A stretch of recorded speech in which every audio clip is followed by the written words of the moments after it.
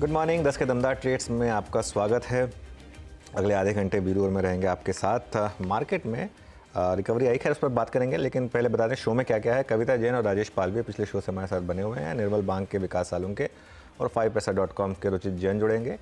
Big market voices में आज हमारे साथ दो खास मेहमान जुड़ेंगे। ट्रस्ट म्यूचुअल फंड के CIO मिहिर वोरा, और क्योंकि आज मंगलवार है, केडियानॉमिक्स के फाउंडर सुशील केडिया भी हमारे साथ मौजूद होंगे। तो ये सब बातचीत थोड़ी देर में, लेकिन पहले एक बार मार्केट पर रोक और देखिए वो डिप आई और डिप में इमीडिएटली उस सपोर्ट जोन से बाइंग और मार्केट अब वापस डे हाई पर। ये है मार्केट में इस समय एक clear cut by on dips की अप्रोच। आज का star performer mid cap index अब करीब करीब 0.5% ऊपर। स्मॉल कैप इंडेक्स भी ऑल टाइम हाई के काफ़ी करीब पहुंचा।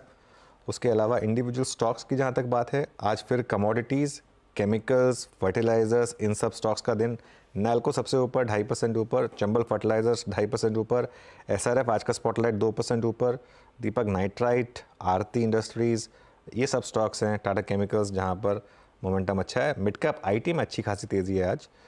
स्टॉक्स जो नीचे हैं BPCL, HPCL, थोड़ा क्रूड का इम्पैक्ट वैसे ज़्यादा टाइम तक सस्टेन करेगा नहीं है शायद। उसके अलावा कुछ प्रॉफिट बुकिंग आज स्टील स्टॉक्स में है, जैसे कि JSW स्टील और Jindal steel and power, even cell.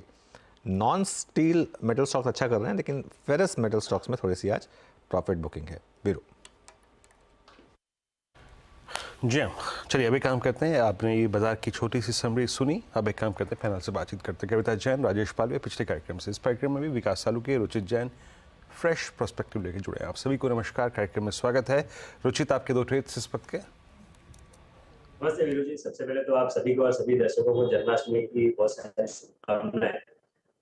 दो स्टॉक्स रहेंगे मेरे से खरीदारी के लिए मार्केट ट्रेंड के साथ साथ। आज के प्लेस में सबसे पहले लास्ट टाइम टुकड़ों में खरीदारी की सलाह है, जहाँ पे हम देख रहे हैं कि पिछले 1.5-2 महीने में एक अच्छा कंसोलिडेशन फेज हुआ है। थोड़ा लॉन्गर टर्म टाइम फ्रेम पे देखेंगे तो पूरा कंसोलिडेशन जस्ट एक टाइम बेस्ड करेक्शन है विद इन एन अपट्रेंड। अब यहाँ से एक अप मूव के रिजम्पशन से साइंस हो रहे हैं, क्योंकि मूविंग एवरेजेस के ऊपर ब्रेकआउट दे रहा है स्टॉक और वॉल्यूम्स भी ग्रेजुअली इंप्रूव हो रहे हैं। तो LNT में यहाँ पे 3630 के स्टॉप लॉस से खरीदारी करने की सलाह दूंगा और 3800 के अराउंड के टारगेट्स ये स्टॉक में एक्सपेक्ट कर सकते हैं। और मेरा सेकंड पिक रहेगा NTPC में, जहां पे भी एक प्राइस अपट्रेंड के रिजम्पशन के साइंस है। 40 EMA के आसपास स्टॉक ने एक अच्छा सपोर्ट दिया है। 409 के स्टॉप लॉस यहाँ पे खरीदारी करें 425 के टारगेट्स के लिए। ओके, विकास जी गुड मॉर्निंग। विकास जी, आपकी दो ट्रेड्स। वीरेंद्र जी और अरुण जी, देखो ओवरऑल मार्केट का सेटअप यहाँ पे अभी भी स्ट्रॉन्ग देखने मिल रहा है। मुझे लगता है कि लॉरेंस लैब यहाँ पे फ्रेश ब्रेकआउट यहाँ पे डाउनवर्ड ट्रेंड लाइन का देखने मिल रहा है डेली चार्ट पे, और मुझे लगता है यहाँ से एक अच्छा मूव यहाँ पे कंसीडर होते हुए देखने मिलेगा। मोमेंटम इंडिकेटर भी यहाँ पे स्ट्रांगली इंडिकेट कर रहे हैं कि यहाँ पे आपको देखने मिल सकता है। तो 480 के टारगेट के लिए यहाँ पे लॉरेंस लैब को बाय करना है। 444 का एक यहाँ पे लास्ट दो ट्रेडिंग सेशन में हमने देखा है कि वहां पे एक अच्छा सपोर्ट देखने मिल रहा है। तो 444 का स्टॉप लॉस लगा के इसको बाय कीजिए 480 के टारगेट के लिए। दूसरा रहेगा PNB हाउसिंग फाइनेंस। यहाँ पे भी हमने देखा है कि लास्ट कुछ दिनों में एक साइडवाइज मोमेंटम देखने मिला था, वापस 880 के ऊपर ट्रेड करते हुए देखने मिल रहा है। तो मुझे लगता है 910 के टारगेट के लिए PNB हाउसिंग फाइनेंस को यहाँ पे बाय करना है। 870 का नीचे में एक स्टॉप लॉस लगा के इसको यहाँ से लॉन्ग पोजीशन कर सकते हैं। हमने हमारे क्लाइंट को भी ये दोनों स्टॉक रिकमेंड कर चुके हैं। तो दोनों में भी मुझे लगता है कि 1 से 2 दिन के पॉइंट ऑफ व्यू से एक पॉजिटिव रिजल्ट यहाँ पे देखने मिल सकता है। तो सेकंड मेरा बाय कॉल रहेगा PNB हाउसिंग।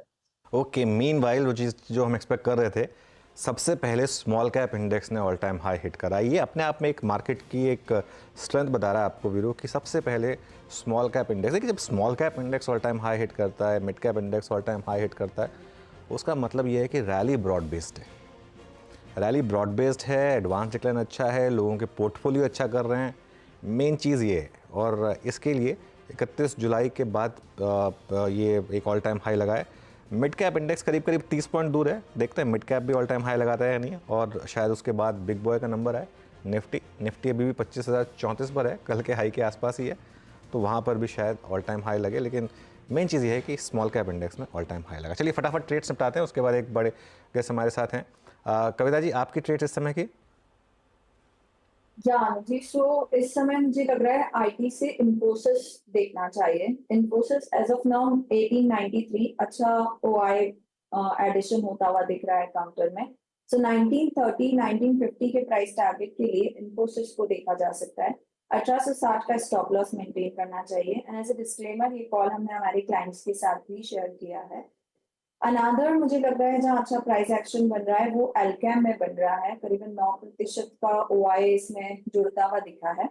5956 के लेवल पर एज ऑफ नाउ है। For the price target of 6100 6150 के लिए एल्केम को देख सकते हैं। बाय ऑन डिप्स की स्ट्रेटेजी रखें, अराउंड 5920 तक काउंटर मिले तो यहाँ बाय करना चाहिए। स्टॉप लॉस मेंटेन करें 5873 का। ओके, चलिए अब एक काम करते हैं, आगे बढ़ते हैं और बात करते हैं बिग मार्केट वॉइसेस में। हमारे साथ बाजार पर बात करने के लिए ट्रस्ट म्यूचुअल फंड के CIO मिहिर वोरा जुड़े हैं। मिहिर जी, गुड मॉर्निंग। बहुत स्ट्रॉन्ग मार्केट, लगातार हर डिप पर बाइंग, हर ख़राब खबर पर और ज़्यादा बाइंग, और लगातार मार्केट न्यू हाइज बना रहा है। यहाँ पर आपके हिसाब से क्या अभी भी इन्वेस्टर्स के लिए मौके अच्छे हैं बाइंग करने के लिए?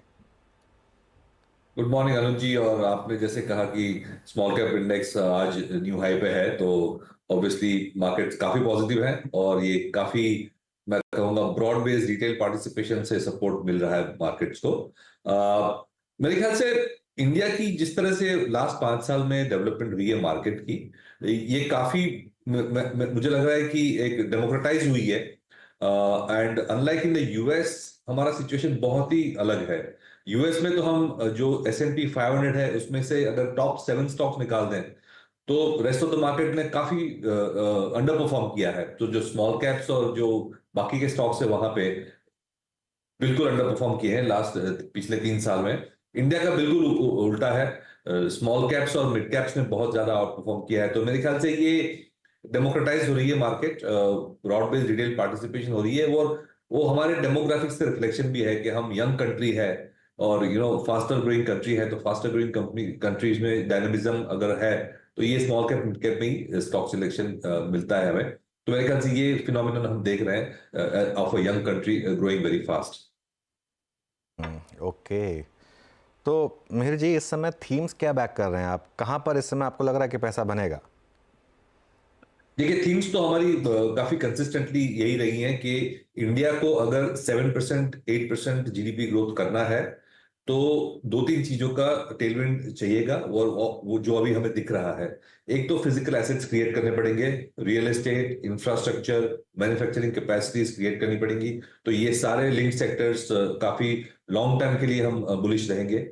Second is savings has to support that. तो जो फाइनेंशियलाइजेशन ऑफ सेविंग्स है वो हमें दिख रहा है। तो उसमें हम कहेंगे, ऑफ कोर्स बैंकिंग और NBFC तो होते ही हैं उसमें, लेकिन जो अदर सेक्टर्स हैं जो कैपिटल मार्केट्स के, जैसे asset management, wealth management, insurance, broking, ये सब सेगमेंट्स भी अच्छी तरह से ग्रो करेंगे क्योंकि सेविंग्स को चैनलाइज कर रहे हैं फाइनेंशियल मार्केट्स में। और थर्ड टीम अगर हम देखें तो एक है कि प्रीमियम कंजम्पशन की, जैसे वेल्थ इफेक्ट हो रही है, जैसे इनकम लेवल्स बढ़ रहे हैं, तो प्रीमियम आइटम्स की कंजम्पशन बढ़ रही है। तो अगर मैं ब्रॉडली देखूं तो ये सारी जो थीम्स हैं, सेक्टर्स हैं, वो डोमेस्टिक लिंक्ड है। तो डोमेस्टिक इकोनॉमी हमारे ख्याल से for the long term global economy से काफी अच्छा ज्यादा ग्रो करेगी। तो हमारे जो सेक्टर्स फेवरेट्स हैं वो सारे डोमेस्टिक लिंक सेक्टर्स हैं। ग्लोबली लिंक सेक्टर्स जैसे कि IT है, मेटल्स है, एनर्जी है, कमोडिटीज हैं, उस पर हम नेगेटिव रहेंगे for a long period of time. Okay, Mihir ji नमस्कार, वीरेंद्र बोल रहा हूँ दिल्ली स्टूडियोज से। आपके जितने भी फंड साइजेस में दिख रहा था वहाँ पे ट्रस्ट के फ्लेक्सी कैप फंड का जो last reported I think AUM है उसमें सबसे ज़्यादा पैसे हैं, 670 करोड़ रुपए का। अभी आप इन्वेस्टर्स स्पेशली जो म्यूचुअल फंड्स के थ्रू अप्रोच करते हैं, क्या फ्लेक्सी कैप की ज़्यादा वकालत करेंगे इस वक्त? देखिए, फ्लेक्सी कैप ऐसी कैटेगरी है जहां पे मैं कहूंगा कि कोई फर्स्ट टाइम इन्वेस्टमेंट करता है तो ये एक डिफॉल्ट फंड होना चाहिए, क्योंकि उसमें इन्वेस्टर को डिसाइड नहीं करना होता है कि कौन से मार्केट कैप बकेट में कितना डालेंगे, ये फंड मैनेजर डिसाइड करता है। तो एक इजी हो जाती है decision entry to the market के लिए। जब आप स्पेशलाइज फंड्स के लिए जाते हो, जैसे कि स्मॉल कैप फंड या सेक्टोरल फंड या थीमेटिक फंड, तो उसमें जो कॉल है वो आपको लेनी पड़ती है एज एन इन्वेस्टर। तो वो little more level of sophistication चाहिए, शायद आपको इन्वेस्टमेंट एडवाइजर को भी कंसल्ट करना चाहिए। तो मैं कहूंगा कि फ्लेक्सी कैप एक ऐसी कैटेगरी है जहां पे चॉइस फंड मैनेजर करता है कि स्मॉल कैप में, मिड कैप में कहाँ पे बेटर स्टॉक पिकिंग हो रही है, वो हिसाब से पोर्टफोलियो बन पाता है। That's the reason why I think starting के लिए ये ठीक है। As you grow more sophisticated और आप अपने कॉल ले सकते हैं एडवाइजर के साथ मिलके, तो of course you can go for the thematic and the other funds. Okay अच्छा, अब एक बार फिर से लौट के आते हैं नंबर्स पे, सेक्टर्स पे, स्पेसिस पे। इस वक्त तीन चीज़ें बहुत अच्छा कर रही हैं आज, तो नहीं खैर एग्जैक्टली, बट मेटल्स और इसमें केमिकल्स हो गया, अगेन ग्लोबल और आई थिंक तीसरा आईटी। अब यूएस में अगर अगले 3-4 महीने में 2 इंस्टेंसेस में अगर रेट कट्स होते हैं मेहर जी, स्पेशली ये globally link 3 space, chemical, IT और मेटल्स, आपको लग कैसे रहे हैं इस पर चेस करने लायक, एटलीस्ट कब तक? बिल्कुल, तो अब आपने एक ब्रॉड क्वेश्चन पूछा है, बहुत अच्छा क्वेश्चन है, क्योंकि हमने अभी बात करी कि हम डोमेस्टिक सेक्टर्स पे ज्यादा पॉजिटिव हैं कंपेयर टू ग्लोबल सेक्टर्स। लेकिन ये आप तीनों जो सेक्टर आपने बताए, आईटी, केमिकल्स और मेटल्स, वो तीनों के ड्राइवर अलग है। मेटल्स सबसे पहले मैं कहूंगा कि की ड्राइवर हमेशा उसका चाइना रहेगा, क्योंकि चाइना सबसे बड़ा मेटल प्रोड्यूसर भी है और सबसे बड़ा कंज्यूमर भी है। ऑलमोस्ट 60, 70, 80% जो प्रोडक्शन और कंजम्पशन है वर्ल्ड की, वो चाइना में होती है। चाइनीज इकोनॉमी इतना अच्छा नहीं कर रही है और उनकी डेमोग्राफिक्स भी ऐसी है कि वो सपोर्ट नहीं कर पाएगी लॉन्ग टर्म ग्रोथ। तो मेरे ख्याल से मेटल्स का जो बेस्ट टाइम था लास्ट 10, 15, 20 साल में, वो ओवर हो गया है। मेरे इंडिया ऑफ कोर्स बढ़ेगा, but I don't think China जितनी डिमांड बहुत जल्दी आएगी। तो मेरे ख्याल से मेटल्स पे हम अभी भी स्ट्रक्चरली नेगेटिव रहेंगे। Second is IT. IT completely link to the US markets है और उसमें हमें लग रहा है कि while the worst is over, अभी भी जो ग्रोथ रेट्स आ रही है वो अभी भी सिंगल डिजिट के हिसाब से है। तो हम 9 to 11% की बात कर रहे हैं अच्छी कंपनीज की, इनफैक्ट 6 to 11%। तो मैं कहूंगा ये एक डिफेंसिव सेक्टर है, steady low growth but good quality sector में कहूंगा। ऐसी कम कंपनियां हैं जहां पे जो अग्रेसिव ग्रोथ की बात करें वो सारी मिड कैप्स में है। तो आईटी में हमारी चॉइस मिड कैप्स में ज्यादा है, जहां पे बिजनेस मॉडल थोड़ा अलग है। बट जो लार्ज कंपनीज हैं उस पर हम इतना पॉजिटिव नहीं है, क्योंकि ये स्टडी है, कंसिस्टेंट है, लेकिन हाई ग्रोथ नहीं है। हाई ग्रोथ के लिए हम डोमेस्टिक सेक्टर्स में ज्यादा देख रहे हैं। और थर्ड आपने बात करी जो केमिकल सेक्टर की, उसमें मेरे ख्याल से लॉन्ग टर्म अच्छी पॉजिटिविटी आ रही है। 2-3 इसमें टेलविंड मैं कहूंगा। एक तो चाइना प्लस वन की स्ट्रेटेजी में अच्छा बैठ रहा है, काफी सारी मल्टीनेशनल्स जो है इंडिया में सोर्सिंग का बेस बनाना चाहती है for chemicals and other things. तो इसमें हमने देखा है कि कंपनीज काफी इवॉल्व हो चुकी हैं, हमारी कोर स्ट्रेंथ भी है केमिस्ट्री में। और काफी सारी जो कंपनीज हैं उन्होंने लास्ट 2-3 साल में कैपेसिटीज 50-100% तक बढ़ाई है। चाइना ने लास्ट ईयर प्रोडक्शन शुरू किया, रीस्टार्ट किया था, तो उसकी वजह से हमने प्रेशर देखा। बट मुझे लगता है नेक्स्ट 2-3 क्वार्टर्स में ये प्रेशर कम हो जाएगा और केमिकल कंपनीज जो अच्छी कैपेसिटीज डाल के बैठी हैं उनकी यूटिलाइजेशन से मेरे ख्याल से अच्छा एक अपस्विंग दिख सकता है हमें। तो ये तीनों सेक्टर मैं कहूंगा अलग डायनेमिक्स हैं और ये हमारे व्यूज हैं। ओके अच्छा लेकिन ओवरऑल लार्ज कैप बैंक्स पर, प्राइवेट बैंक्स पर अब ये क्या व्यू बन रहा है? जो इतनी अंडर परफॉर्मेंस चल रही है बड़े बैंकों की, वो कब तक कंटिन्यू करेगी? देखिए, बैंकिंग के बिना तो हम जीडीपी ग्रो नहीं कर सकते। पिछले 3-4 क्वार्टर में मैं ये कहूंगा कि बैंकिंग ने अंडर परफॉर्म किया है, क्योंकि आरबीआई ने लिक्विडिटी और जो मॉनेटरी पोजीशन है काफी टाइट रखी थी। नेट इंटरेस्ट मार्जिन्स में वो उसका इम्पैक्ट आया था। लेकिन मुझे लग रहा है कि जैसे जैसे हम रिकवरी देख रहे हैं तो वो डिमांड भी तो आनी है। मार्जिन प्रेशर, आई थिंक जिस तरह से फेड का जो रवैया है, सितंबर में हम रेट कट एक्सपेक्ट कर रहे हैं, इनफैक्ट 3 या 4 रेट कट यूएस के एक्सपेक्ट कर रहे हैं और उसके 2-3 बाद, उसके 3 या 4 महीने बाद इंडिया में भी रेट कट शुरू हो जाएंगे। तो मेरे ख्याल से जो टाइटनेस की जो पराशक्ता थी, जो पीक थी, वो मेरे ख्याल से वो अब कम हो चुकी है और धीरे धीरे करके मेरे ख्याल से लिक्विडिटी का जो सिचुएशन है, डिपॉजिट ग्रोथ वगैरह, वो रिटर्न होगी। Good thing is that balance sheet में काफी क्लीन अप हो चुका है, तो banks are well capitalized, NBFC are well capitalized, valuations भी अच्छे हो चुके हैं। अब सिर्फ हमें वेट करना है क्रेडिट ग्रोथ का, जो मुझे लगता है अगले 2-3 क्वार्टर में आ जाएगा। अच्छा महेश जी, आखिरी प्रश्न आपसे यहाँ पे, बट एक बिहेवियर मार्केट का और था। आई मीन जून में, जुलाई में जब इलेक्शन रिजल्ट्स आया, जब बजट आया, दोनों ही अगर आप देखें, आई थिंक जो ये इवेंट्स थे, जब बाजार क्रैक हुआ इंट्राडे में ही, बाजार ने एकदम से गियर शिफ्ट करके अपना फोकस एफएमसीजी बढ़ा दिया था, और फ्रेंकली स्पीकिंग एफएमसीजी की अर्निंग्स भी अच्छी थी, and specially with in earnings उनके जो रूरल वॉल्यूम्स थे वो अच्छे थे, उनकी कमेंट्रीज भी अच्छी थी। एफएमसीजी में आपका कन्विक्शन क्या है जब आप घरेलू बाजार और डोमेस्टिक स्पेस की बात करते हैं जब? सो एफएमसीजी में मैं कहूँगा कि काफी टाइम से अंडर परफॉर्मेंस आई है, और वो जायज भी थी क्योंकि रूरल कंजम्पशन इतना अच्छा पिकअप नहीं हुई थी। अब जाके हम देख रहे हैं धीरे धीरे करके वॉल्यूम ग्रोथ आ रही है एफएमसीजी में। तो मैं ये कहूंगा एफएमसीजी अगेन एक डिफेंसिव सेक्टर है, और अगर आपका मार्केट व्यू अच्छी तरह से पॉजिटिव है तो ये सेक्टर रिलेटिवली अंडर परफॉर्म कर सकता है। तो एब्सोल्यूट रिटर्न्स देगा, लेकिन शायद जो हमने जो सेक्टर्स प्रेफर्ड सेक्टर्स की बात करी, जो थीम्स के लिंक्ड है, वो शायद आउट परफॉर्म करें। तो हाइडिंग प्लेस के लिए ये सेक्टर है या अपना आईटी सेक्टर है, वो मैं कहूंगा moderate growth, moderate returns, safe consistent kind of sectors में जा सकते हैं। तो एक जब वॉलेटिलिटी है, अनसर्टेनिटी है, तो ये सेक्टर्स में लोग जाके छुपते हैं। लेकिन अगर ग्रोथ की बात करें और लॉन्ग टर्म वेल्थ क्रिएशन की बात करें, तो मेरे ख्याल से ये जो हमने थीम्स बात करी उसमें ज्यादा ऑप्शंस हैं। चलिए, बहुत बहुत शुक्रिया हमारे साथ जुड़ने के लिए मीर जी, और हमसे बात करने के लिए। अब हमारे साथ केडियानॉमिक्स के फाउंडर सुशील केडिया जुड़े हैं, उनसे बात करते हैं। सुशील जी, गुड मॉर्निंग, और एक्चुअली जय श्री कृष्णा। बताइए, इस समय आपको जन्माष्टमी की बहुत बहुत शुभकामनाएं। क्या भी बन रहा है मार्केट पर?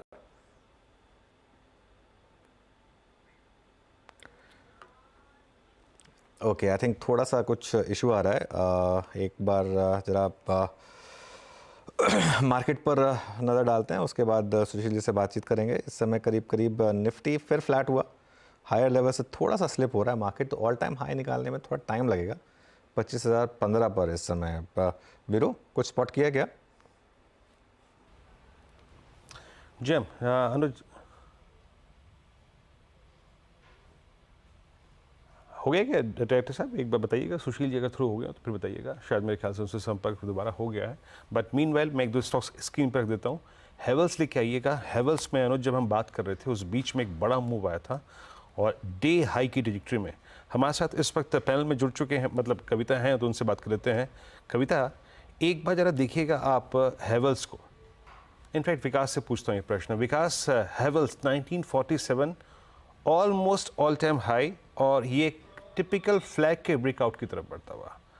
आपका व्यू इस वक्त हेवल्स पे, विकास? जी हाँ, वीकली चार्ट पे एक ब्रेकआउट तो यहाँ पे देखने मिल रहा है और 1930 के ऊपर का, और मुझे लगता है कि जो नियर टर्म हाई जो था उसको भी आराम से ब्रेक कर सकता है। 2020 का नेक्स्ट इंपॉर्टेंट एक्सटेंशन लेवल यहाँ पे देखने मिल सकते हैं। नीचे में जो इंपॉर्टेंट सपोर्ट देखने मिलेगा 1910 1900 के आसपास इंपॉर्टेंट सपोर्ट देखने मिलेगा। तो यहाँ से 2000 के ऊपर की रेंज इस काउंटर में मुझे लगता है आते हुए देखने मिल सकते हैं। तो ओवरऑल सेटअप यहाँ पे पॉजिटिव देखने मिलेगा। ओके, चलिए अब सुशील केडिया के पास चलते हैं। सुशील जी, जय श्री कृष्णा। बताइए, क्या बन रहा है मार्केट पर? मार्केट देखिए, नैस्डैक ने सेल सिग्नल दे दिया, और एसएनपी हो सकता है वो सेल सिग्नल आज दे, और अपनी निफ्टी प्रीएम्प्टिव बात है, यहाँ सावधान रहने की जरूरत है। हो सकता है एक दो दिन में निफ्टी में भी आ जाए, और नहीं आएगा तो फिर दोबारा आगे तेजी चलाएंगे। तो हमने लास्ट वीक जो अनुज अपने सारे क्लाइंट्स को सलाह दी थी, 100 रुपए का नया माल लेने के पहले आप 100 रुपए का पहले माल बेचो। हम नेट लॉन्ग ही है, सेम पोजीशन मेंटेन है। देखो, अगर आज आप लोग जन्माष्टमी मना रहे हो तो मैं थोड़ी सी आपको भगवान से जोड़ के इस बात को बताता हूँ। भगवान लगातार हर व्यक्ति से बात कर रहा है, और जब तक आप भगवान से लगातार प्रेम नहीं करोगे उस बात को सुन नहीं पाओगे। तो लास्ट वीक की एक छोटी सी घटना बताता हूँ। हमारे दफ्तर पर बार बार एक महिला का फोन आ रहा था मध्य प्रदेश से। एलआईसी से उन्हें अपने पति के गुजरने पे 10 लाख मिले हैं, और उन्हें हमारी सर्विसेज लेके मार्केट में ट्रेडिंग करनी थी। समझा के थक गए, ये प्रोडक्ट आपके लिए सूटेबल नहीं है। तो मैंने हाथ जोड़ के उनसे निवेदन किया कि चलो कम से कम हम आपसे फीस नहीं लेंगे, पाप नहीं चाहिए। पर अपने क्लाइंट्स को मैंने क्या बोला कि जब एलआईसी से मिले पैसे पे एक लाचार मजबूर गरीब व्यक्ति को भी शेयर बाजार में सट्टा खेलना है, तो इससे ज्यादा डेंजरसली स्ट्रॉन्ग सेंटीमेंट हो नहीं सकता है। हमें 100 रुपए के नए शेयर लेंगे तो पहले 100 के बेचे। ओके, नहीं, ये बात तो बिल्कुल बिल्कुल सही है कि आप थोड़ा सा ये बताना भी लोगों को ज़रूरी है कि कौन सा प्रोडक्ट उनके लिए सही है, कौन सा प्रोडक्ट उनके लिए सही नहीं है। तो एनीवे, आप क्या करेक्शन एक्सपेक्ट कर रहे हैं, और अगर हाँ तो किस लेवल्स तक निफ्टी बैंक निफ्टी में? काश मेरी बात आपसे कल परसों होती तो पिक्चर स्पष्ट हो जाता। अभी सावधान रहने की जरूरत है। नैस्डैक का जो सेल सिग्नल आया है, उसके सिवाय आप दो तीन चीजों को और देखो। अगर पीसीआर किसी तरह से मेरी ये चार्ट को दिखा पा रहे हैं, डॉलर इंडेक्स की चार्ट जो अगर आपके स्क्रीन पर अब आ रही है, उसमें एक बाई सिग्नल बनना शुरू हो गया है। डॉलर इंडेक्स का मतलब ग्लोबल पैसे की कीमत। और अगर मैं इंटरेस्ट रेट्स की बात करूं, जिसको लेकर सारी दुनिया बुलिश हो रही है, अगर पीसीआर इस चार्ट को दिखा पा रहे हैं, तो पावेल साहब की खासियत है, वो क्लियर बातों को कम करते हैं, कंफ्यूज ज्यादा करते हैं। जो वो कहते हैं अक्सर उससे कुछ और हो जाता है। अक्सर इंटरेस्ट रेट्स की चार्ट चीख चीख के कह रही है कि उसको शूट अप करना है। कौन सी नई घटना संसार में बनेगी जिससे फेड को एक्चुअल में अपनी बात को बदलना पड़ेगा, मुझे नहीं पता। मैं चार्ट को लेके चलूंगा। अगर भारत के 14 करोड़ लोग मार्केट में हैं, या संसार में 100 करोड़ लोग मार्केट में हैं, तो भगवान की दी 100 करोड़ लोगों की ताकत की जो इच्छा है, मैं उसको सुनूंगा। मैं पावेल साहब की इच्छा को नहीं सुनूंगा। इंटरेस्ट रेट्स अगर बढ़ेंगे, कॉस्ट ऑफ मनी बढ़ जाएगा। और अगर यहाँ वॉलेटिलिटी इंडेक्स की चार्ट दिख रही है, स्पाइक आने के बाद कंप्लीटली कोलैप्स होकर अगर वॉलेटिलिटी इंडेक्स भी वापस ऊपर जाने को तैयार है, तो कॉस्ट ऑफ स्पेकुलेशन बढ़ने का खतरा है, कॉस्ट ऑफ मनी बढ़ने का खतरा है, और वैल्यू ऑफ मनी के बढ़ने का खतरा है। यहां पे एसेट्स को और फर्दर एक्वायर करना मैक्रो लेवल पर सेंसिबल नहीं है। सिग्नल आएगा तब हम मंदी करेंगे। अभी फिलहाल हम तेजी में, और हो सकता है सिग्नल कल आ जाए, परसों आ जाए। स्टॉक स्पेसिफिक इस समय ओपन फील्ड आपके लिए सुशील, कौन सा स्टॉक अच्छे लग रहे हैं इस समय? ये 10 दिन के लिए तो बिल्कुल हम सहमे हुए हैं, पर अगर लॉन्गर टर्म होराइजन पर अगर हम बात करते हैं, तो मीडिया एंड एंटरटेनमेंट के स्टॉक्स में से 100 शेयर भी बेचेंगे नहीं, चाहे मार्केट में ओवरऑल 10% करेक्शन आ जाए। हम केमिकल्स के भी 10% शेयर बेचेंगे नहीं। तो ये जो को हमको पकड़ के रखना है। और बाकी की जो ट्रेडिंग अपॉर्चुनिटीज या बुक प्रॉफिट करना, अब आपसे एम्फेसिस बीएफएल पे मल्टी बैगर कॉल की बात हुई थी। एक चरण उसका बहुत मोटी रिटर्न हमें दे गया बहुत छोटे पीरियड में। अब वहां अगर टेक प्रॉफिट का सिग्नल आ गया है, हम उसमें टेक प्रॉफिट करेंगे 10-12%। अगर कोई कारण से निफ्टी घट गई 8%, कह नहीं रहा घटेगी, ट्रोलर्स के लिए ठीक, इतना मसाला काफी है। अगर 8-10% निफ्टी में कोई करेक्शन आ जाता है और मुझे बीएफएल वापस से, एम्फेसिस वापस से 15-17% नीचे मिल जाता है, तो पकी हुई खीर को खाना जरूरी है। तो जहां टेक प्रॉफिट्स हम वो करेंगे। और एज ऑफ नाउ अडानी के जो स्टॉक्स के चार्ट पैटर्न्स हैं, निफ्टी भले एक बार भारी लग रही है, लैगार्ड्स हैं, हो सकता है अडानी के स्टॉक्स अगले 3-4 दिन बैटिंग कर जाए, बाई सिग्नल आएगा तो हम लेंगे। पर अगर कल कोई सेल सिग्नल आ गया, तो जो जी में आए मेटल्स में शॉर्ट कर दो, जो जी में आए ऑटोज में शॉर्ट कर दो, आईटी के स्टॉक्स में भी जो जी में आए शॉर्ट कर दो। तो शॉर्ट करने की तैयारी वाली चार्ट ज्यादा है। बी ग्रुप के स्टॉक्स में 1 महीने के या 3 महीने के या 6 महीने के अंतराल में अभी भी बहुत सारे बाई पैटर्न्स हैं। तो हम अलग अलग पैटर्न्स को अलग अलग हिसाब से काम करेंगे। लार्ज कैप्स और निफ्टी बैंक निफ्टी की ट्रेडिंग अलग है। बैंक निफ्टी अगर भारी भी लगती है, तो मैं पब्लिक सेक्टर यूनिट्स, एसबीआई को छोड़ के पब्लिक सेक्टर बैंक्स के शेयर्स को शॉर्ट नहीं करूंगा। मैं स्मॉल फाइनेंस बैंक्स को पकड़ के रखूंगा। तो मार्केट बिल्कुल अलग अलग दिशाओं में चल रहा है। इंडेक्स अपना काम कर रही है, लार्ज कैप्स अपना काम कर रहे हैं, स्मॉल कैप्स अपना काम कर रहे हैं, और अलग अलग टाइम फ्रेम पे अलग अलग घटनाएं हो। ओके सुशील जी, एक और चीज़, क्रूड की ट्रेजेक्ट्री क्या लग रही है आपको, मतलब नियर टर्म में? और ऐसे में आप ओएनजीसी पर और ओएमसीज पर, बीपीसीएल, एचपीसीएल, आईओसी पे क्या कर रहे हैं इस वक्त? पीसीआर इस चार्ट को दिखा पा रहा है। लास्ट 2-3 दिन पहले हमने क्रूड पे सावधानी करी थी कि हम एक बार वापस 84 की तरफ जा रहे हैं। 3 दिन में तगड़ा स्पाइक आया है। थोड़ा सा यहाँ अगर रेस्ट कर भी ले, एक बार इस पर 84-85 तक जाना है। ये है शॉर्ट टर्म का पिक्चर। तो हो सकता है कि as it is BPCL, HPCL इतना भागे हुए हैं और अब उनमें सेल सिग्नल आ गया है, तो हमारा माइंड कोइंसिडेंटली रीड करेगा कि क्रूड बढ़ रहा है इसलिए एचपीसीएल बीपीसीएल घट रहा है। अक्सर होता भी है ऐसा, पर वो एक्चुअल फंडामेंटल रियलिटी में रोज रोज के क्रूड के भाव से रोज रोज के बीपीसीएल एचपीसीएल की अर्निंग्स चेंज नहीं होती है। इनकी परचेजेस क्रूड की और इनकी आगे की फॉरवर्ड सेल्स सारी हेज्ड होती है, स्प्रेड हेज्ड होता है। मार्केट रिएक्ट करता है क्रूड के भाव पे एचपीसीएल बीपीसीएल ओएनजीसी में। ओएनजीसी की चार्ट को देखिए, हम लास्ट कुछ महीनों से ठीक से पकड़ नहीं पा रहे हैं, तो उस पर मैं ज्ञान नहीं बघारना चाहता हूं, मैं उसको अवॉइड करूंगा। एचपीसीएल बीपीसीएल में भी एक शॉर्ट सेल सिग्नल है, तो उनको आप शॉर्ट कर सकते हो। और क्रूड एक बार के लिए उछलता लगता है, पर हमारी 6 महीने की और साल भर की क्रूड की अभी तक की जो फोरकास्ट है, रिडिकुलस साउंडिंग। हम 6 महीने के अंतराल पे बहुत बड़ी मंदी में है क्रूड में, वो कॉल को हम वापस रीएक्टिवेट करेंगे अगर 84 के आसपास जाकर दोबारा सेल सिग्नल 84 के ऊपर निकल गया, हम उस ध्यान को छोड़ देंगे।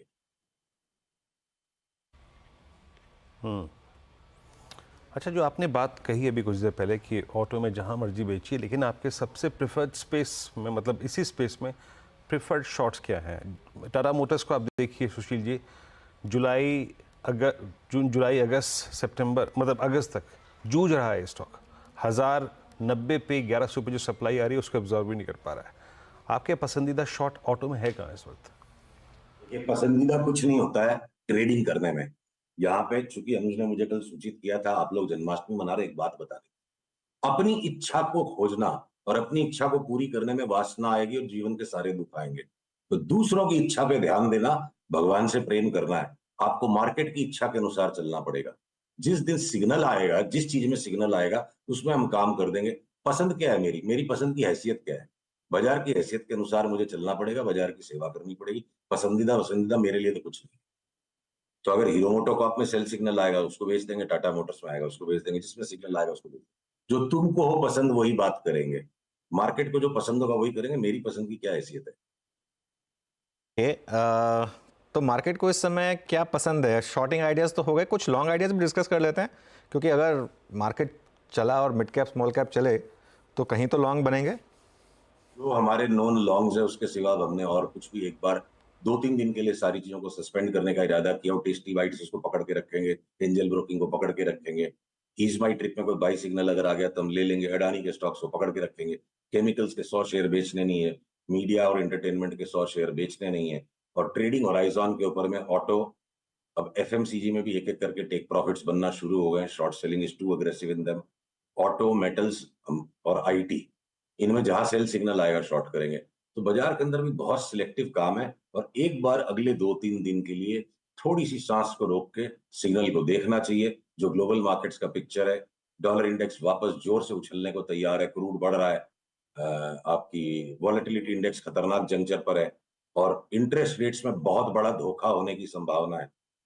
हम सबकी इच्छा है हम अपनी बुद्धि के अनुसार चले, पावेल साहब हमारी बुद्धि को भ्रष्ट कर देते हैं। मार्केट की चार्ट बोल रही है इंटरेस्ट रेट्स बढ़ेंगी, तो मैं सिग्नल का वेट कर रहा हूं। ये समय आज का दिन अनुज मेरे लिए अनुचित होगा कि मैं प्रीएम्प्टिवली कोई शॉर्ट सेल सिग्नल्स दे दूं। हम इंतजार में बैठे हैं, हो सकता है 2-3 दिन में सिग्नल्स आ गए ग्लोबली और लोकली, तब हम शॉर्ट करेंगे। ओके, चलिए सुशील जी, बहुत बहुत शुक्रिया आज हमारे साथ जुड़ने के लिए, और आपको फिर से एक बार जन्माष्टमी की बहुत बहुत बधाइयाँ। चलिए अब एक काम करते हैं, एक बार जरा मार्केट का रुख करते हैं। निफ्टी अभी भी ग्रीन में है, लेकिन मतलब ऑल टाइम हाई पर थोड़ा अटक रहा है। नीरज जी आ गए ट्रेडर्स हॉटलाइन लेकर। Neeraj ji, over to you. बहुत बोल्ड कॉल है केडिया जी की। हाँ, वो बोल्ड कॉल ही देते हैं हमेशा। हाँ, मतलब बीच में नहीं, ये वन वे और द अदर। या बाइनरी है तो। हाँ, एग्जैक्टली। यही सबसे बड़ी खूबी है केडिया जी की। तो खैर केडिया जी का व्यू है, देखते हैं हम लोग क्या होता है। लेकिन मार्केट में मिड कैप ज़्यादा बढ़िया प्रदर्शन कर रहे हैं।